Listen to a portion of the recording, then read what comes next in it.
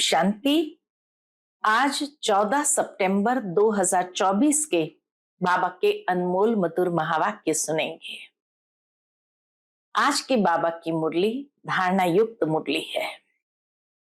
बाबा कहे, बच्चे, संगम युग का ये समय मोस्ट वैल्यूएबल है और इसलिए जादूगर बाप आते हैं सारा संसार को परिवर्तन करने के लिए और साथ ही तुम बच्चों का बहुत सुंदर श्रृंगार करने के लिए। परंतु बाबा कहे, बाबा से भी बड़े जादूगर तुम बच्चे हो, जिन्होंने मन मना भव की चाबी प्राप्त कर ली है, जिससे लक्ष्मी नारायण जैसे अपना श्रृंगार करते जाते हो। जितना बाबा को प्रेम से याद करते हैं, स्वयं को श्रृंगारते जाते हैं। दूसरा बाबा कहे, जितना तुम बाप की श्रीमत पर चलते रहेंगे, उतना तुम्हारा श्रृंगार बहुत सुंदर होगा। साथ ही साथ बाबा कहे, ये भी ध्यान रखना है कि ये श्रृंगार बिगड़ना नहीं चाहिए। बिगड़ता कैसे है? तो बाबा कहे, जब सुनी सुनाई बातों पर चिंतन करते हो या पर चिंतन में, पर मत में आ जाते हो, तो अपने श्रृंगार को बिगाड़ते हो। दूसरा बाबा कहे, इस अमूल्य समय को जितना वेस्ट करते जाते हैं, उतना अपना श्रृंगार बिगाड़ते जाते हो। तो अपने आप में देखना है कि हमने अपने स्वभाव को कितना दैवी स्वभाव बनाया है। तो बाबा कहे, श्रृंगार के ऊपर विशेष अटेंशन देना है। सुनते हैं आज के बाबा के अनमोल मधुर महावाक्य। ओम शांति।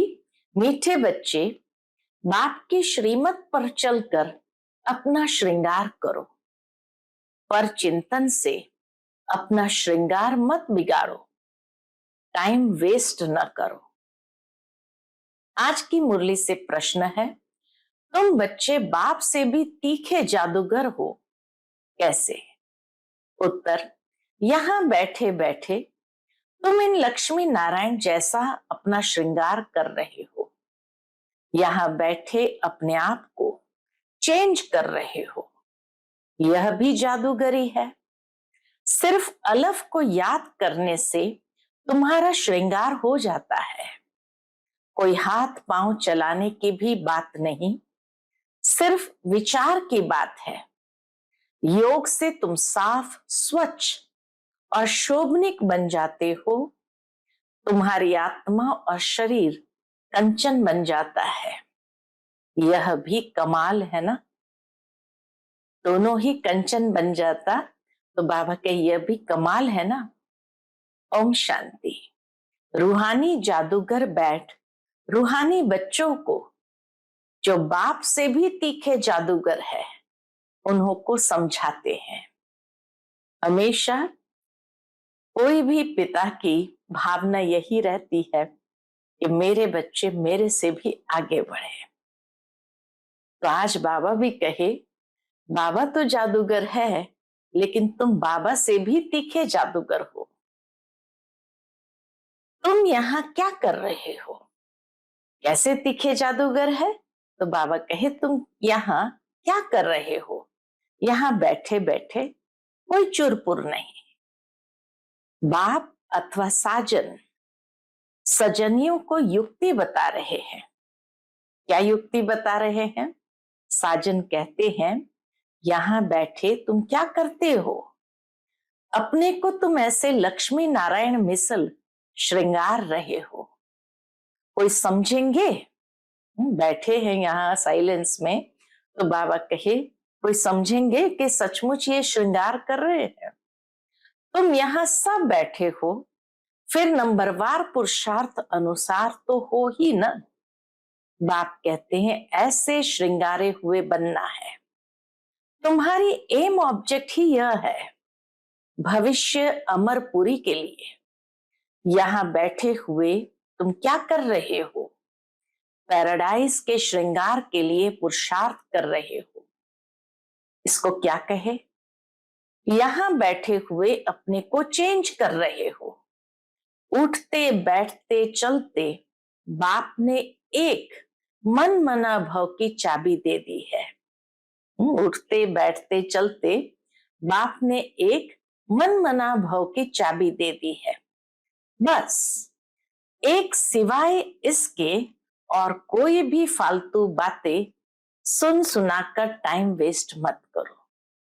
मन मना भव की चाबी मिल गई है तो फिर अपना टाइम वेस्ट क्यों करें? फालतू सुन सुना करके बातों को टाइम वेस्ट नहीं करो। बाबा कहे तुम अपने ही श्रृंगार में लगे रहो। दूसरा करता है व नहीं, इसमें तुम्हारा क्या जाता है? कोई कर रहा है नहीं कर रहा है, नंबरवार पुरुषार्थ अनुसार है, तो तुम्हारा क्या जाता है? तुम अपने पुरुषार्थ में रहो। कितनी समझ की बातें हैं। कोई नया सुनेगा तो जरूर वंडर खाएगा। तुम्हारे में कोई तो अपना श्रृंगार कर रहे हैं, कोई तो और ही बिगाड़ रहे हैं। कैसे बिगाड़ रहे हैं? और चिंतन आदि में टाइम वेस्ट करते हैं। बाप बच्चों को समझाते हैं, तुम सिर्फ अपने को देखो कि हम क्या कर रहे हैं, दूसरा क्या कर रहा है उसको नहीं देखो। बहुत छोटी युक्ति बताई है, बस एक ही अक्षर है, मन मना भव। तुम यहां बैठे हो परंतु बुद्धि में है कि सारी सृष्टि का चक्र कैसे फिरता है। अभी फिर से हम विश्व का श्रृंगार कर रहे हैं। खाली स्वयं का श्रृंगार नहीं कर रहे हैं, लेकिन बाबा कहे सारे विश्व का श्रृंगार कर रहे हैं। तुम कितने पद्मा पदम भाग्यशाली हो। यहां बैठे बैठे तुम कितना कार्य करते हो। बैठे साइलेंस में, लेकिन कितना कार्य करते हो। कोई हाथ पांव तो चलाने की बात ही नहीं है, सिर्फ विचार की बात है।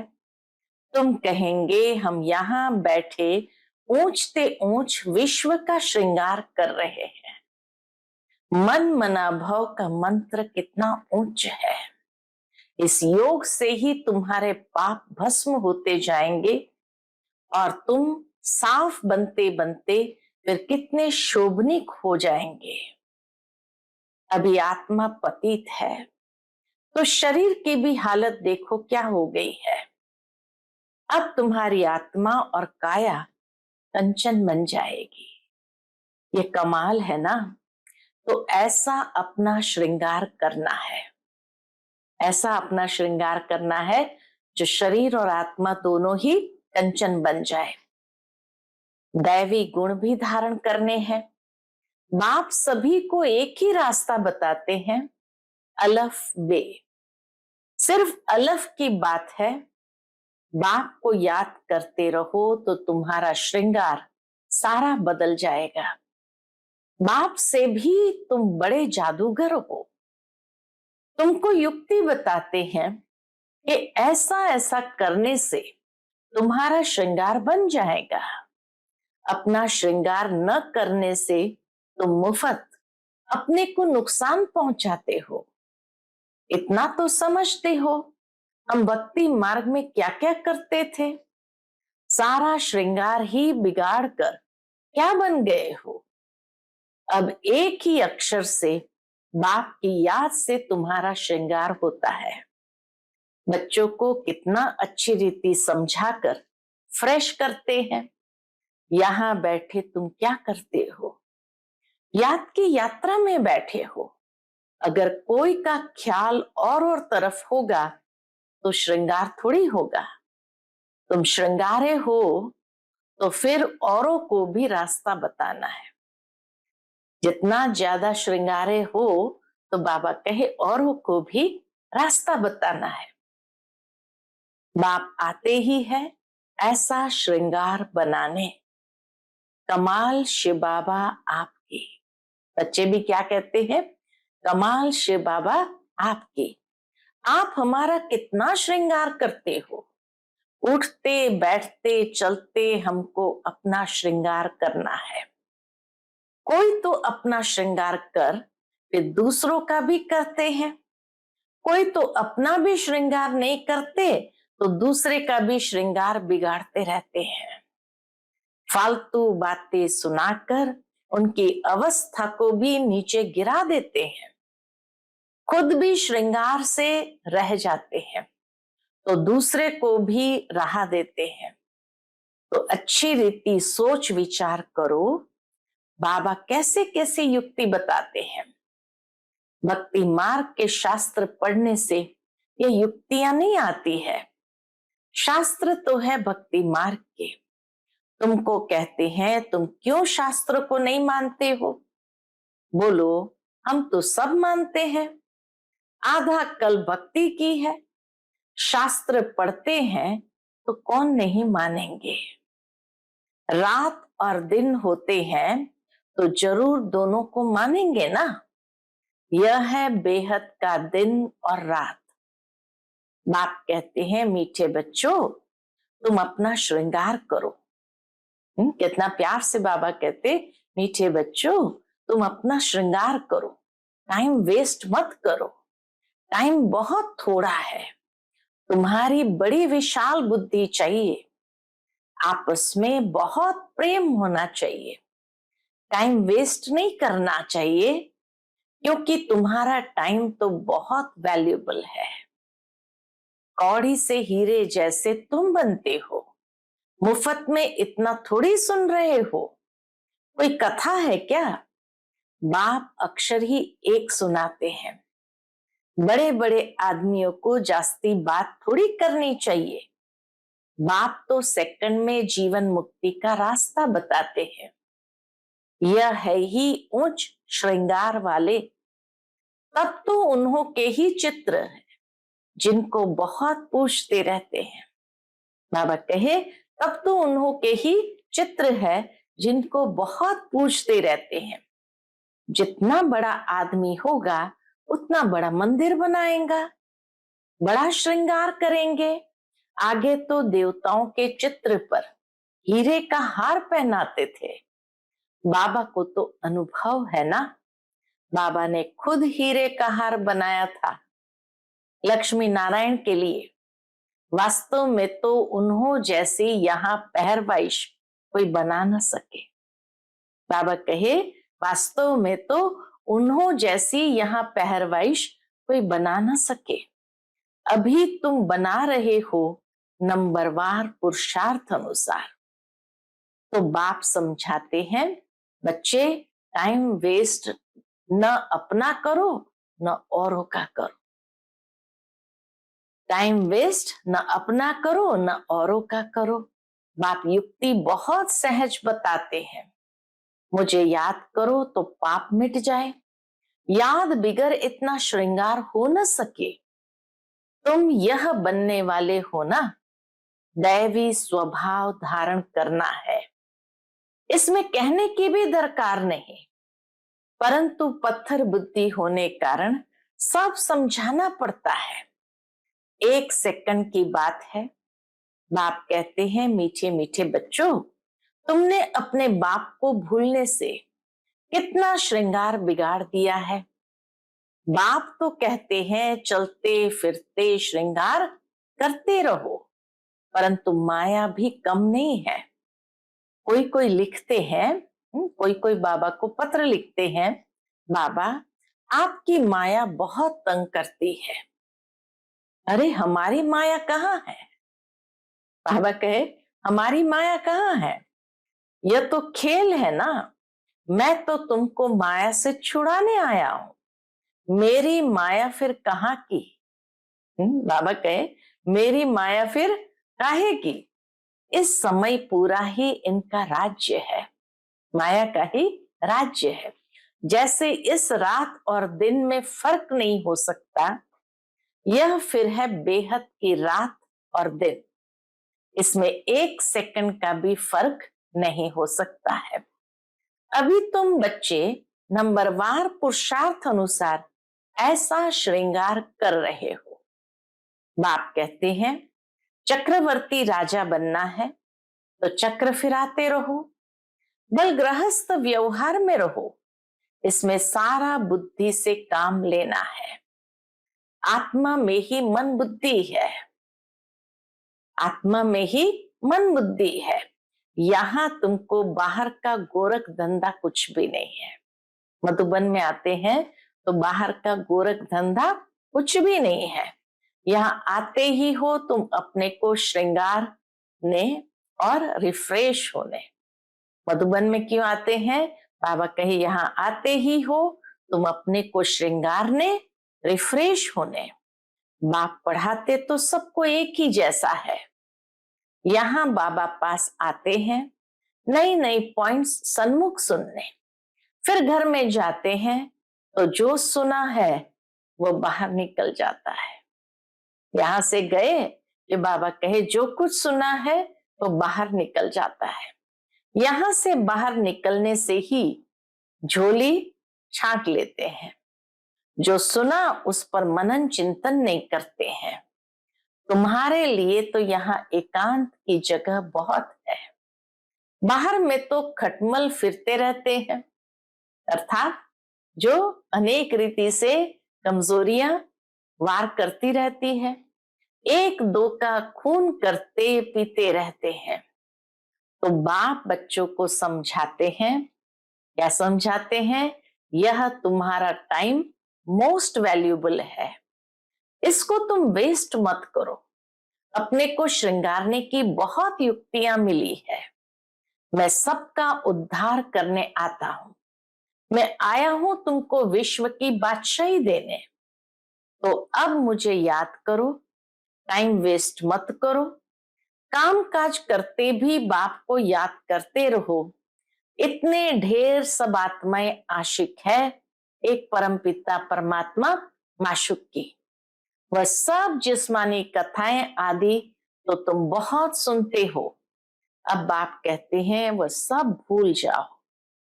भक्ति मार्ग में तुमने मुझे याद किया और वायदा भी किया है हम आपके ही बनेंगे। ढेर के ढेर आशिकों का एक माशुक भक्ति मार्ग में कहते हैं ब्रह्म में लीन होंगे। ये सब है फालतू बातें। एक भी मनुष्य मोक्ष को नहीं पा सकता है। यह तो अनादि ड्रामा है। इतने सब एक्टर्स हैं, इसमें जरा भी फर्क नहीं हो सकता है।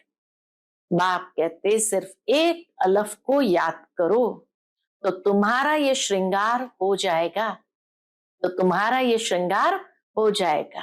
अभी तुम यह बन रहे हो, स्मृति में आता है अनेक बार हमने ये श्रृंगार किया है। कल्प कल्प बाबा आप आएंगे, हम आपसे ही सुनेंगे। कितनी गुह्य गुह्य पॉइंट्स है। बाबा ने युक्ति बहुत अच्छी बताई है। वारी जाऊं ऐसे बाप पर, इतनी अच्छी बातें बाबा ने सुनाई है जो दिल कहता है वारी जाऊं ऐसे बाप पर।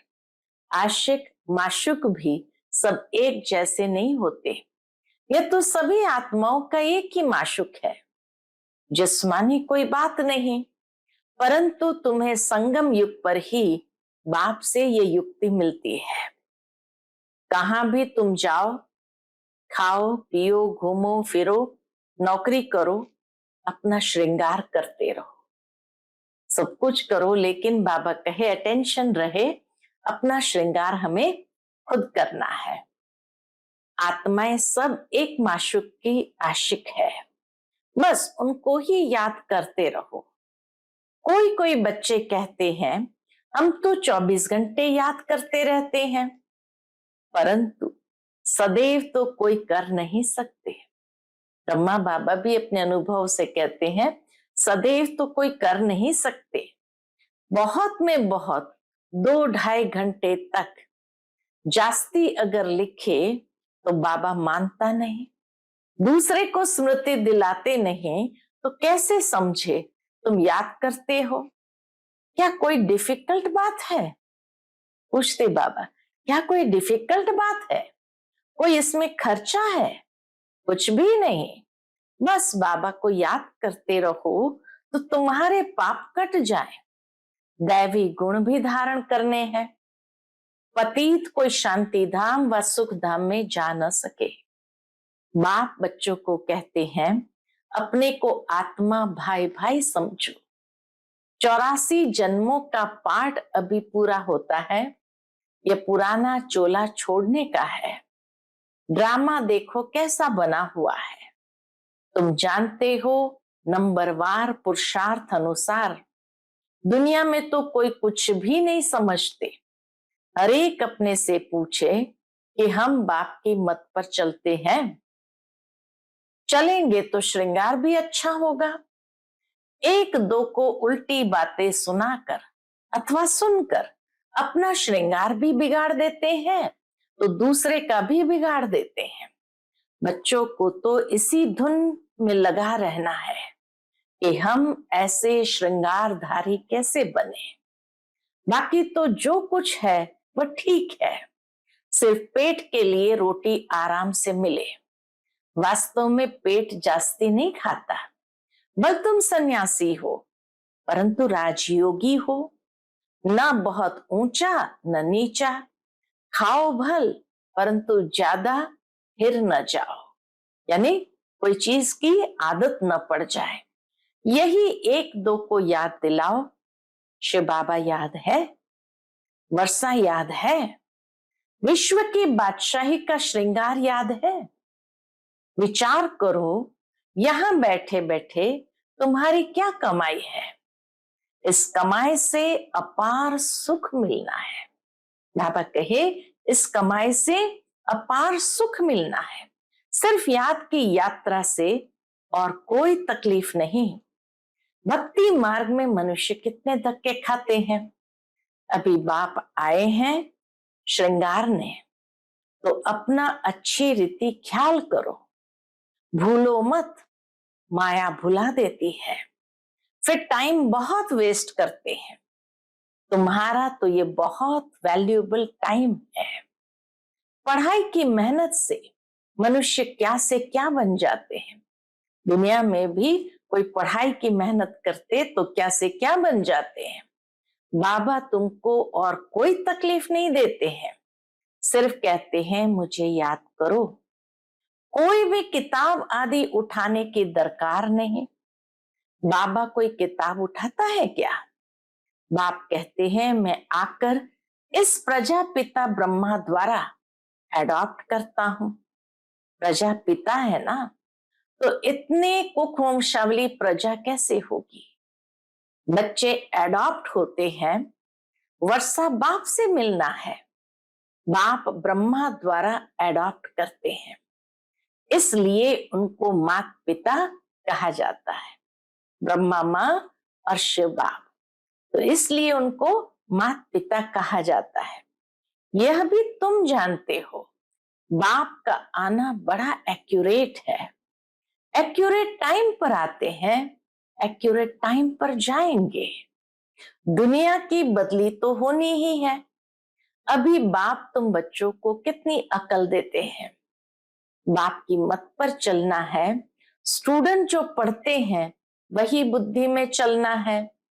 तुम भी यह संस्कार ले जाते हो। जैसे बाप में संस्कार है, वैसे तुम्हारी आत्मा में भी ये संस्कार भरते हैं। फिर जब यहाँ आएंगे तो वही पार्ट रिपीट होगा। नंबरवार पुरुषार्थ अनुसार आएंगे। अपने दिल से पूछो। बाबा कहे, अपने दिल से पूछो कितना पुरुषार्थ किया है। अपने को श्रृंगारने का टाइम कहाँ वेस्ट तो नहीं किया है। बाप सावधान करते हैं, वाहियात बातों में कहां भी टाइम न गवाओ। बाप की श्रीमत याद रखो, मनुष्य मत पर न चलो। तुमको ये पता थोड़ी था कि हम पुरानी दुनिया में हैं। बाप ने बताया है कि तुम क्या थे। इस पुरानी दुनिया में कितने अपार दुख है। यह भी ड्रामा अनुसार पाठ मिला हुआ है। ड्रामा अनुसार अनेक अनेक विघ्न भी पड़ते हैं। ड्रामा अनुसार अनेक अनेक विघ्न भी पड़ते हैं। बाप समझाते हैं, बच्चे ये ज्ञान और भक्ति का खेल है, वंडरफुल ड्रामा है।